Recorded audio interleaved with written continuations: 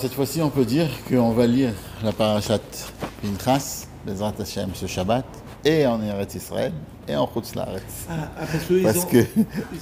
Parce que la semaine dernière, ils ont fait et Balak, et Chukat et Balak. Donc, maintenant, on est pareil. Eretz Israël et Chutz Laaretz. On va lire Bezrat Hashem, la parashat Pinchas. Alors, si on veut, Pinchas, ça commence déjà dans la parashat de Balak. L'histoire de Pinchas commence dans la fin de la parashat de Balak, mais on peut dire même commence à partir du début de la parashat de Balak. Pourquoi ? Parce que Balak, il a essayé de faire du mal au peuple juif, et il n'a pas réussi, en essayant de lui donner l'inverse de la bénédiction, la malédiction, quoi. Et il n'a pas réussi, donc il a dit, si j'arrive pas comme ça, alors je vais essayer de faire que ça soit pas moi qui dise du mal, mais que eux-mêmes fassent du mal. Et là, il a donné une etza, il a donné Bilam, il a donné une etza. Une etza, ça veut dire un conseil, mais un conseil qui était pour faire du mal au peuple juif, donc que les filles de Moab aillent et essayent d'influencer par des biais qui sont pas cachers, si on veut, qui sont pas corrects, influencer le peuple juif de faire de la Avodah Zara et qui est donc des sortes de liaisons qui sont interdites. Et pourquoi c'était interdit ? Parce que le peuple juif, il est kadosh, il est saint, et on n'a pas le droit d'avoir une liaison avec des femmes qui ne sont pas du peuple juif. Pourquoi ? Déjà à l'époque, c'était interdit. Pourquoi ? Parce que le fait, non seulement c'est interdit, mais c'est une interdiction qui est, comme le Rambam il dit, c'est une des interdictions qui sont les plus graves, si on veut, du judaïsme. Parce que le fait de pouvoir avoir un enfant, c'est quelque chose qui est kadosh. Parce que un enfant, c'est un miracle. De pouvoir enfanter. C'est quelque chose qui est incroyable, incompréhensible. Comment un tout petit bébé se met à sortir et devient un enfant après. Mais déjà, le fait qu'un embryon commence à grandir, et puis peut commencer à être un bébé qui a des oreilles, qui a un nez, qui a des yeux, qui voit, c'est quelque chose qui est incompréhensible. Et dans la Chassidut, c'est expliqué que ça vient d'un niveau très très élevé de la divinité. C'est quelque chose qui est très très élevé.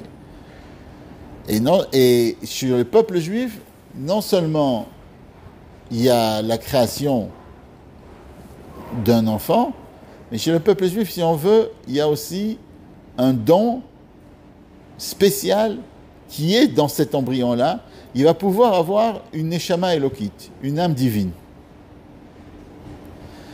Cette âme divine, c'est une sorte de capteur qu'Akadosh Baruch Hu a donné à tous les juifs, qu'avec ce capteur-là, on doit après faire quelque chose, on a un rôle dans le monde, de faire du bien dans le monde, d'essayer ce capteur-là nous donne la possibilité d'essayer sans ce capteur-là, sans ce capteur-là, on ne pourrait pas. Ce capteur-là nous donne une possibilité d'abord de rester juif malgré toutes les difficultés qu'on a en tant que peuple de rester juif. Malgré toutes les persécutions qu'on a eues pendant 2000 ans, on est quand même resté, on a quand même un attachement avec Akadosh Baruch Hu. C'est un attachement qui est incroyable. Mais d'un autre côté, ce capteur-là nous fait qu'on peut toujours rester dans le peuple juif, et on a une soif de s'attacher à la divinité. Et ça, c'est le Nefesh Elokit. Nefesh Elokit, c'est une parcelle divine qui se trouve dans nous. Maintenant, tout le monde peut l'avoir, le Nefesh Elokit, si il décide de l'avoir, s'il se convertit, ou si... Tout le monde entier peut avoir cette Nefesh Elokit-là, mais d'une manière innée, ça veut dire d'une manière qui vient de la naissance, d'un père et d'une mère, c'est que le peuple juif qui peut l'avoir. Pourquoi? Parce qu'on est le descendant d'Avraham, Yitzhak et Yaakov, et c'est pour ça qu'on a cette Neshama. C'est pour ça qu'on va voir que quelqu'un qui a cette Neshama, il a quelque chose dans lui qui bout. Dans le peuple juif, il y a quelque chose on va retrouver, si on veut, je crois que il y a, par rapport à la proportion mondiale, le prix Nobel, il y a une proportion énorme, d'accord? Si on va voir dans tous les domaines, avec la Neshama, cette Neshama-là, c'est une parcelle divine. Alors, des fois, cette Neshama-là, elle est attirée quelque chose, elle doit faire quelque chose, elle doit influencer le monde. Parce que le but de Akadosh Baruch Hu, s'il nous a créés dans le monde, c'est pour faire quelque chose, c'est pas pour rien. D'accord? C'est pour influencer, c'est pour changer le monde en bien. C'est pour prendre le monde, d'accord, et l'attacher avec la divinité. Ça, c'est notre but ici. D'accord? C'est pour ça que on peut être orgueilleux si on veut orgueilleux. On peut être joyeux d'avoir le mérite de pouvoir attacher le monde avec la divinité et de donner un exemple en bien aux autres, à tout le monde entier. Donc, si on veut, c'est quelque chose d'extrêmement kadosh d'avoir un enfant, extrêmement saint. Et quand on prend cette possibilité et on la met dans quelque chose qu'Akadosh Baruch Hu ne veut pas, parce que ce qui se passe, c'est qu'après, cet enfant-là ne va pas avoir cette neshama. Parce que quand un homme, il se marie avec quelqu'un qui n'est pas du peuple juif, alors comme c'est la mère qui va donner cette neshama-là... Donc si un père il est goy, une mère elle est juive... Attends. Si... Il a la neshama? Oui, si le père il est goy et la mère elle est juive, il a cette neshama. Mais si la mère elle n'est pas juive, alors cette neshama ne rentre pas dans l'enfant. Et si ça ne rentre pas dans l'enfant, alors là ça fait quelque chose de très grave en haut. C'est comme si on prend quelque chose de très très kadosh, d'accord, et on le met et on lui dit non, tu peux pas, ça va pas marcher. C'est un lien qui n'amène pas à ce qu'il devrait amener. D'accord? C'est comme si tu prends une voiture, je sais pas, une Ferrari, et tu lui dis tu peux pas vraiment, on t'enlève certains trucs et tu peux pas avancer. Un moteur de Renault. Voilà. Donc ça fait quelque chose qui est pas correct. Et c'est une interdiction. C'est pour ça qu'il y a eu tellement et le Rambam il parle tellement de l'importance, si on veut, de la liaison que le peuple juif doit rester uni, doit rester unique aussi. Le peuple juif doit se marier avec le peuple juif, il n'a pas le droit de se marier avec autrui. Et quand il se marie avec autrui, ça fait du mal non seulement à l'enfant qui va naître, et non seulement au père, mais aussi à la mère. Parce qu'il y a une différence, parce que dans ce monde, dans le monde, ça ne doit pas se passer comme ça. Et si quelque chose, Akadosh Baruch Hu a créé le monde, l'a créé d'une certaine manière, et on fait quelque chose, pas comme Akadosh Baruch Hu l'a conçu, alors au fait, ça fait du mal à tout le monde. Et là, Pinchas, il a compris ça. D'accord? Il a compris cette histoire. Et Pinchas, il vient et il fait une action qui arrête la Magéfa. Donc qui arrête l'épidémie. Il fait une certaine action qui va arrêter cette épidémie-là. Parce que à ce moment-là, quand la débauche a commencé à rentrer dans le peuple juif, à cette époque, là, il y a eu énormément de personnes qui sont mortes. Et quand Pinchas, il a tué Zimri, d'accord? Zimri, c'était le Nassi du Shevet Shimon, et celle qui était avec lui, Batsou, la Magéfa s'est arrêtée. D'après la Kabbalah... La Magéfa, elle a commencé quand? La Magefa, elle a commencé quand le peuple juif a commencé à s'assimiler avec les Midianim, surtout les Moaviotes. Kozvi Batsour, c'était une fille de Midian. C'est vrai, il y a marqué comme ça. Mais en fait, c'était, d'après le Midrash, c'était la fille du roi. C'était donc la fille de Moab. Et son père lui a dit, je t'interdis d'être avec qui que ce soit, à part avec Moshe, avec le plus grand du peuple juif. Parce que son tafkid, son rôle, si tu veux, c'était d'amadouer Moshe. Alors, Et Shimon, le Nassi de Shimon, Kozvi, il voit cette dame, enfin la fille du roi de Moab, il lui dit, moi je suis ici le plus grand. Et quand il la voit, elle avait des sortes de la sorcellerie, elle a fait une sorte de sorcellerie comme si elle était comme il faut, comme si elle était bien, c'était genre elle faisait plus Avodah Zara, elle était elle était plus païenne quoi. Elle acceptait la loi elle était plus païenne, elle acceptait la loi du judaïsme. Et on dit que si le Nassi Shimon, il n'a pas réussi, il est tombé dans ça, c'est tout simplement parce qu'il a eu un moment de gava, un moment d'orgueil, qui a dit, moi aussi je suis le plus important. Parce qu'en fait, elle lui a dit, moi je veux être avec le plus important. Il lui a dit, moi je suis le Nassi de Shevet Shimon, moi aussi je suis le plus important. Et à ce moment-là, c'est là où il est tombé. Mais ce Nassi Shimon là, il a eu si on veut, il avait une sorte de Yetzara énorme de faire cette Avera. D'accord? Parce que ce Nassi Shimon là, il a pensé, il a dit non, il avait une kavana, il avait une intention d'essayer de changer le monde, d'être plus fort si on veut, au-delà. Zimri Ben Salou. Alors, Zimri, il avait une intention de vouloir changer le monde, de faire. Non seulement il avait cette intention-là, mais il est venu vers Moshe. Il lui a dit, si tu me dis que Cosby, elle est interdite à moi, pourquoi toi tu t'es marié avec Sipora?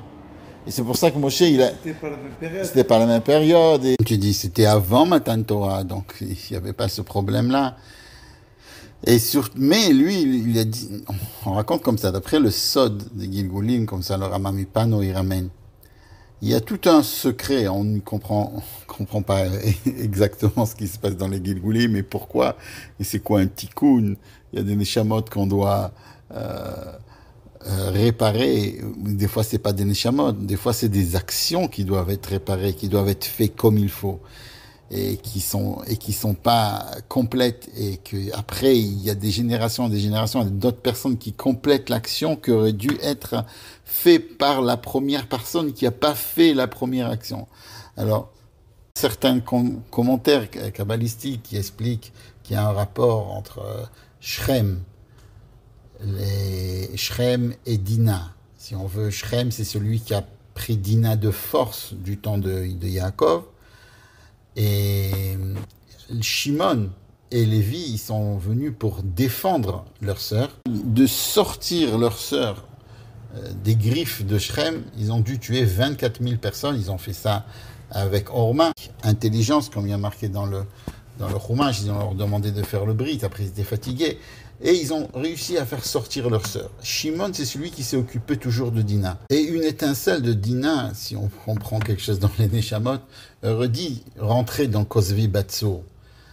Si Kozvi Batsour, elle aurait reçu sur elle les mitzvot, elle serait convertie comme il faut, elle aurait fait les choses d'une manière cachère. Et Zimri, d'après ses commentateurs, il aurait pu réparer la faute de Shrem. Mais Zimri, il n'avait pas cette force-là. Il n'avait pas cette capacité de faire ça. Mais il s'est senti un Yetzarara énorme, il s'est senti une poussée énorme pour faire cette faute-là, parce que ça venait apparemment de ce qu'il devait faire mais le faire d'une manière permise, pas d'une manière interdite. Et d'après ses commentaires, quand il va voir Moshe, qui lui serait, d'après ses commentaires, le tikkun du fils de Adam Arishon, et sa femme serait la jumelle qui serait née avec lui, il vient et dit à Moshe, alors toi, tu as fait ton tikkun, pourquoi moi je ne fais pas mon tikkun? Parce qu'il n'a pas compris. C'est qu'on ne peut pas faire des tikkunim si on le fait avec une interdiction. Et c'est maintenant que tu n'as pas le droit du tout de faire ce que tu veux faire. Et même si quelqu'un il est persuadé que ce qu'il fait c'est bien, ça vient de sa racine, de son âme, de son esprit, de son amour, de son envie, si c'est quelque chose qui va contre la raison divine, on n'a pas le droit de le faire. Mais c'est vrai que lui, il n'a pas réussi à le faire. Mais des années après, il y a quelqu'un qui a, oui, réussi à le faire. C'est comme ça. En tout cas, la fin de l'histoire, elle se trouve, on raconte chez Rabbi Akiva. 24 000 aussi. Là-bas aussi, il y a 24 000. Là-bas aussi, il y a 24 000. Et 24 000 élèves qui décèdent. Mais là, Rabbi Akiva, il a réussi. Parce qu'on a dû prendre quelqu'un comme Rabbi Akiva qui était une darga extrêmement haute, d'accord, qui lui a dû se marier avec la femme de Tournus Rupus. Qui c'est celui-là? C'était un des chefs de l'armée, un des très très très grands dans l'armée romaine. Et qu'est-ce qui s'est passé avec lui? Tournus Rupus, chaque fois il discutait avec Rabbi Akiva et chaque fois il perdait. Chaque fois il perdait. Il a dit à sa femme, qui devait être apparemment très importante à l'époque, fais quelque chose, aide-moi.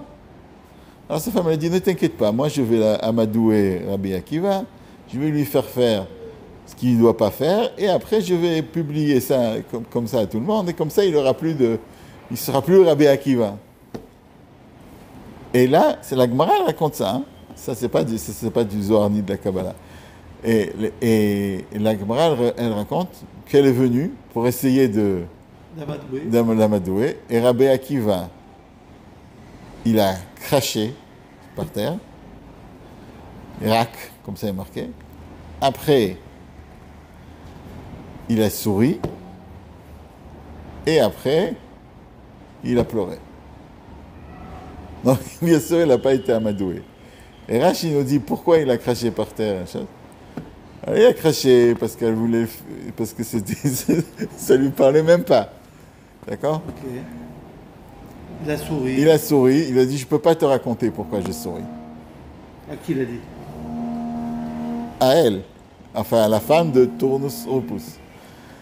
Et il a pleuré parce qu'il a dit si Akadosh Baruch Hu t'a donné une tellement grande beauté, mais après tu vas être enterré. Alors ça me fait de la peine pour toi.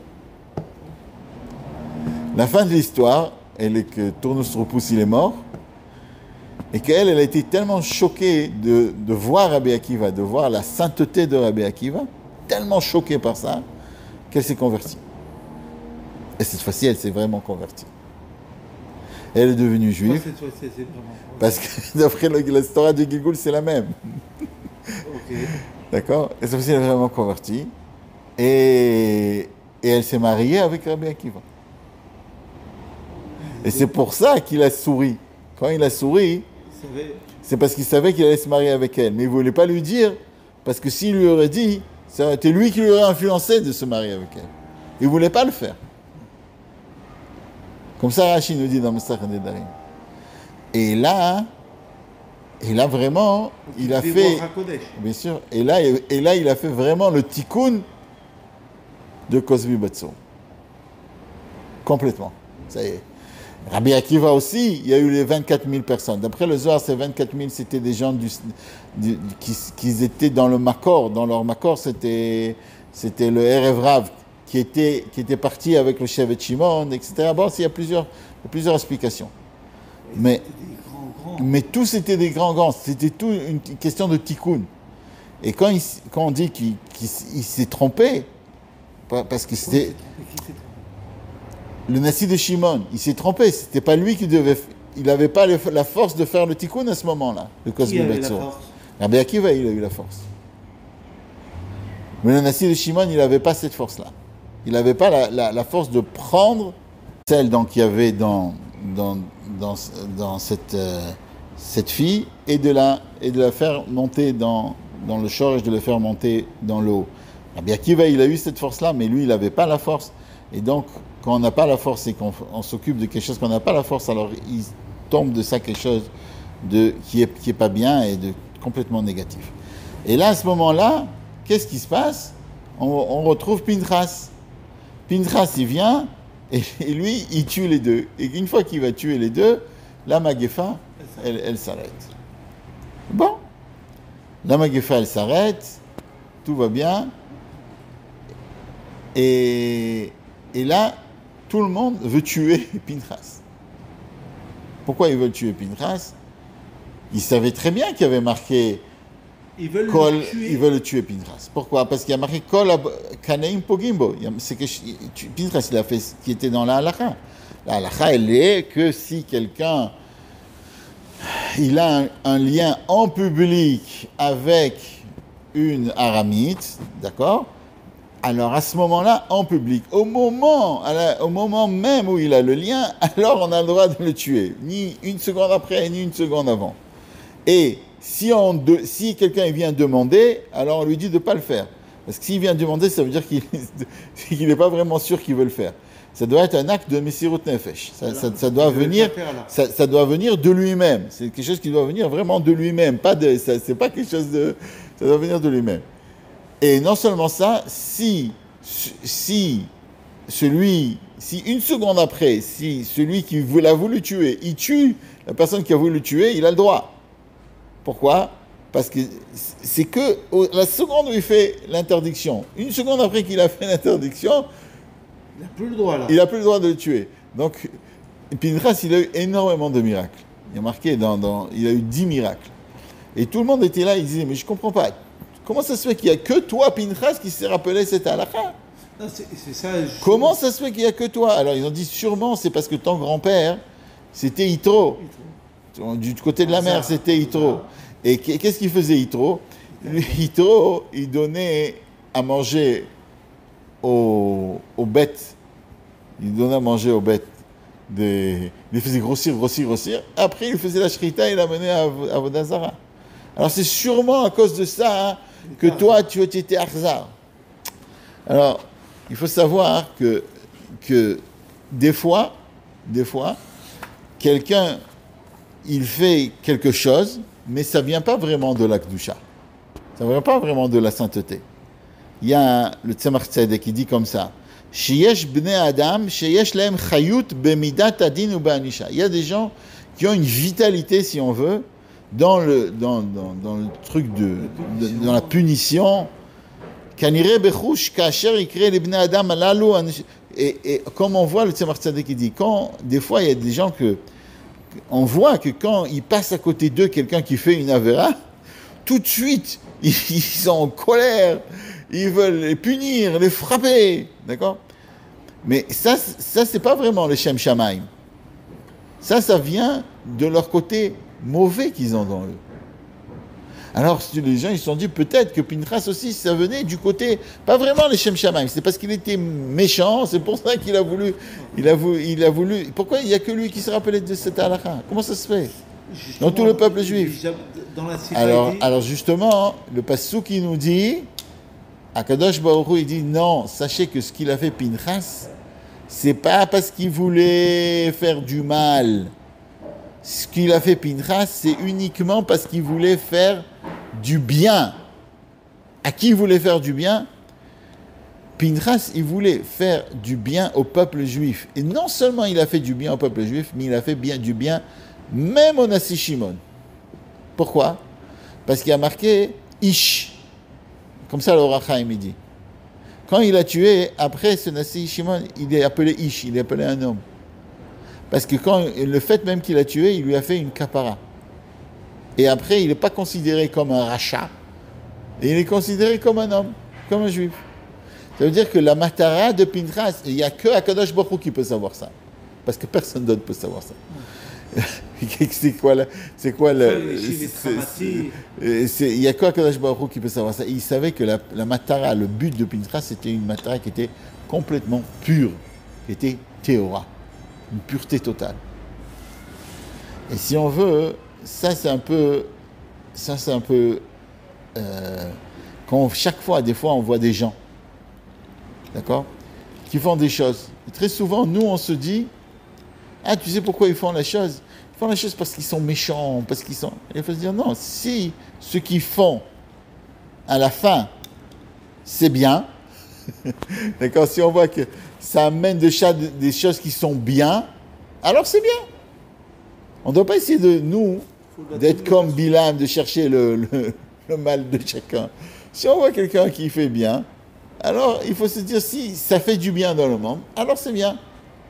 Et deuxièmement, on doit se demander à nous-mêmes, on doit se dire, et même s'il a une mauvaise intention, c'est pas grave, l'intention, l'essentiel, c'est qu'il fasse du bien. Et il y a du bien qui a été fait. Et troisièmement, on doit se dire à nous-mêmes, pourquoi nous on voit du mal sur lui? Tu vois, des fois il y a un mec qui vient, il fait je sais pas quoi, on se dit, ah il fait ça parce qu'il veut.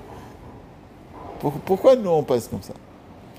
Et la troisième chose qu'on peut apprendre de ça aussi c'est important, que nous-mêmes, quand on réprimande quelqu'un, il faut savoir est-ce qu'on fait ça vraiment du côté bien comme Pinchas, ou on fait ça parce qu'on est, parce qu'on, comme le Tzemach dit, parce qu'on est méchant.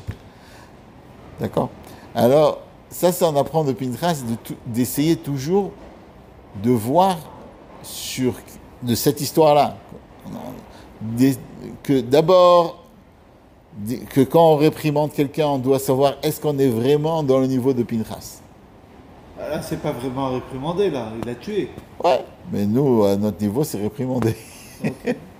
Parce qu'on ne peut plus tuer. On n'a pas le droit de tuer, d'accord? Donc, à notre niveau, c'est réprimandé. Donc, quand tu essayes, mais des fois, tu sais, quand tu vexes quelqu'un en public, parce que soi-disant, il a fait une avéra, tu sais, c'est comme si tu le tuais, hein. Ouais, si quelqu'un il devient rouge, il a honte et après il vient plus à la Beth Knesset à cause de ça, c'est comme si tu le tuais. Qui c'est qui m'a raconté, il y a une histoire comme ça. Il y a un bachour comme ça, où ça va faire l'inverse. Et toujours c'est ce qu'on doit avoir devant nous, quoi. Oui, mais on ne sait pas tout le temps. Alors on ne sait pas tout le temps. Alors si tu sais pas tout le temps, alors il faut faire les choses d'après la halakha. Il y a des gdarim dans la halakha. Il y a la halakha, c'est en silence, pas devant tout le monde. Comment il faut parler à quelqu'un? Comment il faut lui dire? Est-ce que ça va aider ce que tu vas lui dire? Est-ce que ça va pas aider? Est-ce que tu es sûr qu'il a fait ça? Il n'a pas fait ça? Et ça, c'est une des choses qu'on peut apprendre. Il faut faire attention de pas blesser quelqu'un, de ne pas le blesser. On raconte comme ça une histoire qu'il y a quelqu'un une fois qui est rentré au 770 en retard. Et il a poussé tout le monde, il est rentré dans l'Hidvadut, il avait vraiment une odeur de quelqu'un qui venait de fumer. Et c'était Shabbat, l'Hidvadut c'était Shabbat. Il y avait un chassid qui voulait absolument lui dire qu'est-ce que tu fais, comment ça se fait que tu fumes, si tu fumes t'es Shabbat, comment tu oses venir à la Hidvadut. Et ce chassid là, il n'a pas dit ça. Il s'est tué et au contraire, il a dit si j'ai tellement envie de lui parler comme ça, est-ce que ça vient, il a regardé la sira, est-ce que ça vient vraiment de moi ou est-ce que ça vient de ma méchanceté? Qu'est-ce que ça va faire si je lui parle méchamment? Est-ce que grâce à ça, il va s'arrêter de faire cette action-là? Et au lieu de lui parler méchamment, il lui a parlé gentiment après l'Hidvadut. Et il a vu que l'Hidvadut d'après, au lieu de venir en retard, je crois que ça s'est passé 2 fois comme ça. Et l'Hidvadut d'après, au lieu de venir en retard, il est venu à l'heure et il sentait plus la fumée. Et il lui a demandé qu'est-ce qui s'est passé. Une fois, il lui a raconté de lui-même. Il lui a dit, j'avais envie de tout laisser tomber, mais j'attendais que quelqu'un me crie dessus. Comme ça, si tu m'aurais crié dessus, alors j'aurais eu la conscience tranquille de quitter l'Hidvadut. Et c'est pour ça qu'il faut savoir réellement chaque fois ce qu'on fait, qu'est-ce que ça va amener? Est-ce que ça va amener du bien ou ça va amener encore plus de mal? Et ça, C'est quelque chose qu'on doit apprendre de cette paracha. D'ailleurs, il y a une autre histoire où il y a quelqu'un qui a écrit au rabbi cette fois-ci. Vraiment, il a écrit, il lui a dit qu'est-ce que je fais? J'ai un élève qui ne se conduit pas du tout comme il faut. Et je pense qu'il lui a dit aussi, je crois qu'il allume le feu Shabbat ou quelque chose comme ça. Et il avait l'intention de lui expliquer que ce qu'il fait, c'est tellement grave que il doit vraiment lui parler très, très méchamment. Et le rabbi lui a dit, regarde dans ma Sechet Avot de Rabbi Nathan Perek Yudbet. Et quand il a ouvert donc ma Sechet Avot de Rabbi Nathan Perek Yudbet, il y a marqué là-bas une histoire, que quand Aaron HaKohen, il allait dans le chemin, et il rencontrait un homme qui était rachat, il lui disait quand même shalom. Le lendemain matin, quand quelqu'un, ce fameux rachat, il voulait faire une avéra, il se disait, comment je vais pouvoir faire une avéra si je sais que après je vais voir Aaron? J'ai honte de Aaron qui m'a donné shalom, qui a confiance en moi. Et si quelqu'un a confiance en moi, comment je peux faire quelque chose qui n'est pas comme il faut? Il a compris ce que le rabbi a voulu lui dire, que Aaron HaKohen, la chita de Aaron HaKohen, c'était de faire de la paix, d'essayer de montrer du bien, de faire que du bien. Et c'est pour cela que la Torah nous dit, Pinchas, lui, quand il a fait ce qu'il a fait, c'était quelque chose de extraordinaire. C'est pas, on doit apprendre de Pinchas la Messirut Nefesh, ça oui. Ça veut dire que quand on doit être un homme, s'il n'y a pas d'homme là où on se trouve, alors c'est nous qui doivent être l'homme. Ça c'est sûr. La Torah nous dit bien, si une fois il a fait ça, c'est pas que ça vient pas du mal, ça vient pas de son mal, c'est parce qu'il voulait sauver le peuple juif, c'est tout. C'est tout. Mais bien sûr que Pinchas, il avait la même chita que Aaron, puisque c'était le petit-fils d'Aaron, qui lui voulait faire tchouva au monde entier d'une manière avec une face souriante, avec beaucoup de hava, avec beaucoup d'amour. Et s'il a dû faire ça, c'est que malgré que lui, il n'était pas comme ça de sa nature, alors il s'est dit, si il n'y a personne qui peut sauver le peuple juif à ce moment-là, alors c'est moi qui dois le faire. C'est comme un père qui dirait, si je dois si je dois faire quelque chose pour sauver mon fils, même que je dois lui faire mal, si après ça va le sauver, il faut le faire. Mais la paracha ne nous parle pas que de Pinchas en tant que Pinchas. La paracha continue de parler beaucoup de sujets dans cette paracha. La paracha va nous parler des enfants de Korach, que ceux qui, dans leur cœur, ne voulaient pas faire la Avera avec Korach, ne voulaient pas être contre Moshe, Akadosh Baruch Hu les a sauvés. Comme il y a marqué, Ubnei Korach lometu, les enfants il y a eu certains enfants de Korach qui, malgré qu'ils se sont obligés de dire quelque chose, ils n'étaient pas avec leur diction, et dans leur cœur, ils ont fait tchouva. Et le fait même qu'ils ont fait tchouva dans leur cœur, Akadosh Baruch Hu les a fait engloutir dans la terre, parce que c'était uniquement dans le cœur, mais après qu'ils ont été engloutis, ils ont pu sortir de la terre. Donc on voit, si on veut, la force de la tchouva dans notre paracha. Un autre sujet qu'on va nous parler dans la paracha, c'est le sujet du Korban Tamid. Le Korban Tamid, c'était un Korban que tous les jours on devait amener. Il y a beaucoup de chitotes qui disent que quand on demande c'est quoi le pasouk le plus important du judaïsme, c'est Takev Esecha Taseh Baboker ve Takev Eseshini Taseh Ben Arbaim. Ça veut dire qu'il va nous parler du Korban Tamid. Un Korban où on devait amener tout le temps, tous les jours. Et c'est pas pour rien qu'on va le lire juste le 17 Tammuz, où c'est la première fois où on n'a pas pu amener le Korban Tamid. Donc dans la semaine de 17 Tammuz, on va lire l'obligation d'amener ce Korban Tamid. Comme le Maharal, il explique que le Korban Tamid, quelque chose qu'on fait tout le temps, en fait, on sent comme si on était un esclave d'Akadosh Baruch Hu.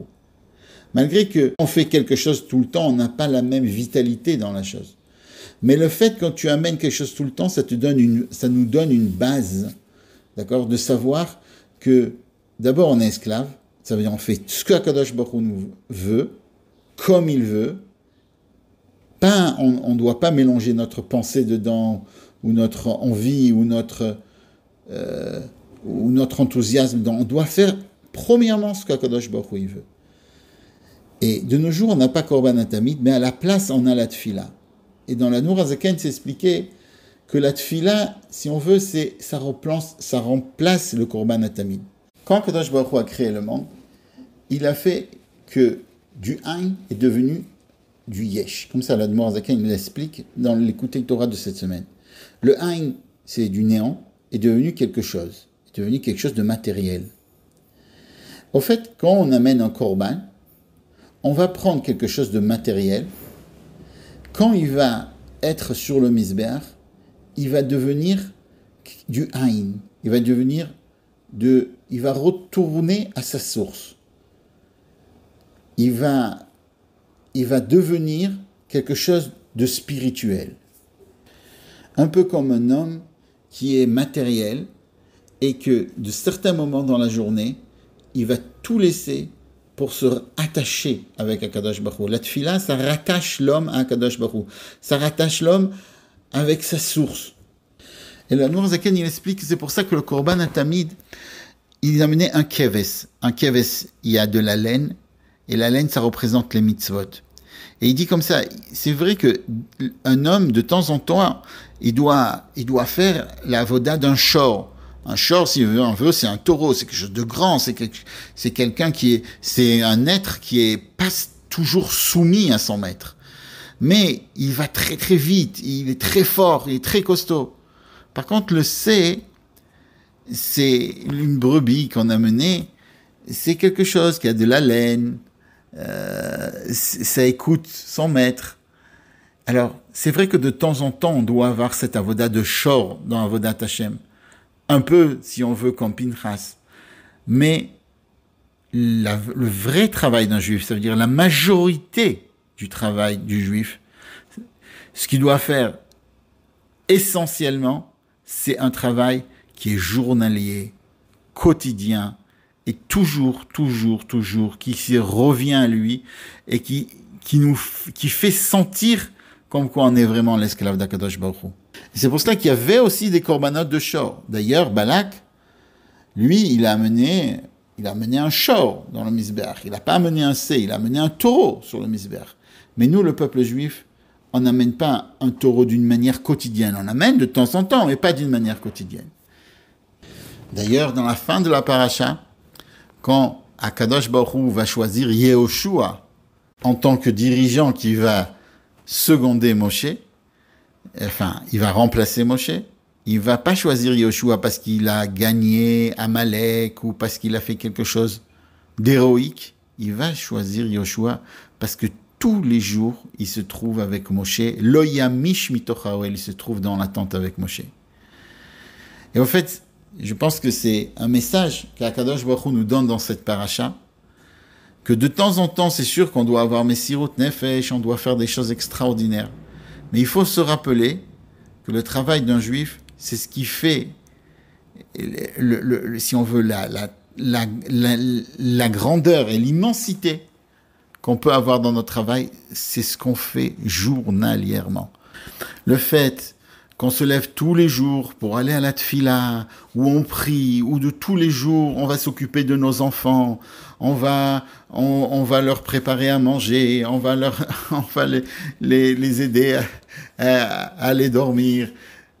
Chaque personne, le travail journalier qu'il a, ça c'est ce qui va l'amener vraiment à une vraie hauteur. Et Bezrat Hashem, qu'on arrive à voir le travail journalier, non seulement dans la tfila, mais qu'on puisse réellement amener les korbanot dans l'avenue de notre Mashiach Tzidkeinu Tekef U'Miyad Mamash.